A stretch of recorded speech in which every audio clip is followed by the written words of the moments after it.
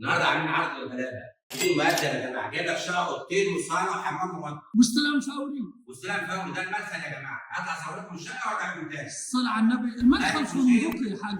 لا التوصيل عشان يوصل للبيت. يا حاج عبده ما تديني المدخل نقعد فيه يا حاج عبده. والله مطلوب حارس على الارض. في حارس للعمارة وأمن والكلام ده كله. امن وحراسه واسانسير واتحاد منتخب يا سيد، في ايه؟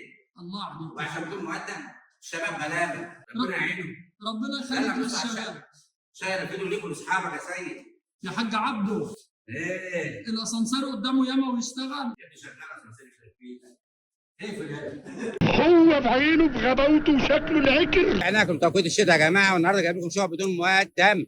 يلا نبصوا عليها، تنفع مصيف وتنفع عريس كمان. السلام عليكم ورحمه الله وبركاته، اللهم صل وبارك على سيدنا محمد عليه السلام. النهارده الشباب اللي ربنا علمان بيهم يا جماعه جايب لكم شقق بدون مقدم، استلام فوري، مفيش بكره ولا بعده. العرسان اللي عايزين يتجوزوا ربنا يعينهم يا رب. بنحتوا في الصخر. اللهم صل وبارك على سيدنا محمد عليه السلام. من اجمل شيء يا جماعه هو صلاه النبي. ده الحمام غرفتين وصاله وحمام ومطبخ، تنفع مصيف تنفع عريس.